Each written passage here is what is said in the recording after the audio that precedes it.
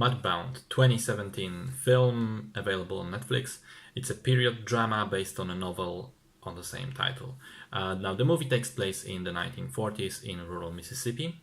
A white family, McAllans, moved to this countryside from Memphis to start their life over as farmers and landowners. And at the same time, the farm is inhabited by a black family who works for the owner and who now are the arriving McAllans.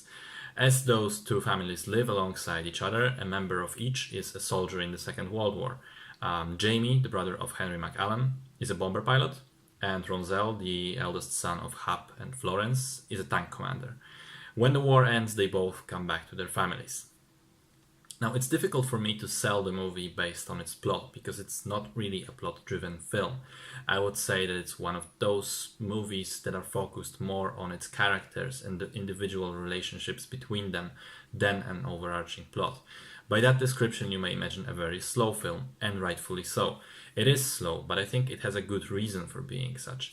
It uses a long part of its runtime to build up those characters and help us understand each and every one of them and give them depth, so that when things come crashing down, we care about them. And because things do eventually come crashing down, even though that happens almost at the end of the film, the entire time you get this sense of unease, like there is something steadily boiling just below the surface, waiting to explode. In that regard, the film feels almost like a Greek tragedy to me. It does also feel very much like a novel adaptation, even though I wasn't aware that it actually is the case while watching it, nor have I read the book. Because of the depth of the characters and multiple little plot lines, I couldn't help but shake the feeling of East of Eden, a novel by John Steinbeck, which is one of my favorite books ever, and that is high praise for the film. And similarly to East of Eden, the film uses this rural farm-like setting to tell a very personal story of multi-generational families.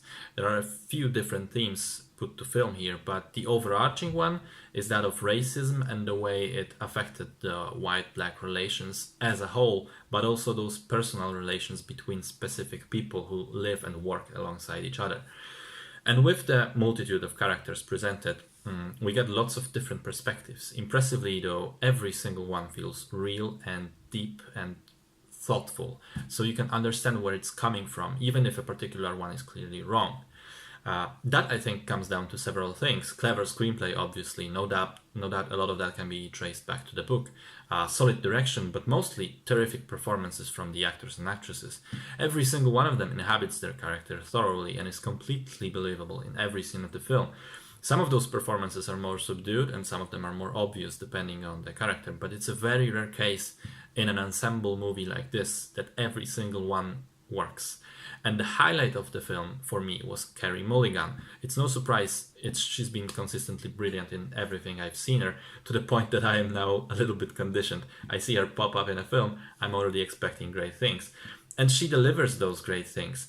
In the case of Mudbound, she plays the wife of Henry, and it's a complex role. On the one hand, she's a subdued, kind of tamed wife, very much a product of her times and her situation.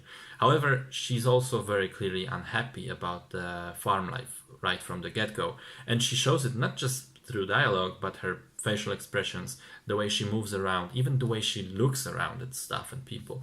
And Mulligan manages to convey this unbelievable almost mix of fragility, but also this inner flame and strength. And I think she manages to steal every scene she's in. I would probably go as far as to say that the movie is worth watching just for her. But I won't, because I think that the film doesn't need to be carried by a single actress. It's just simply brilliant all around.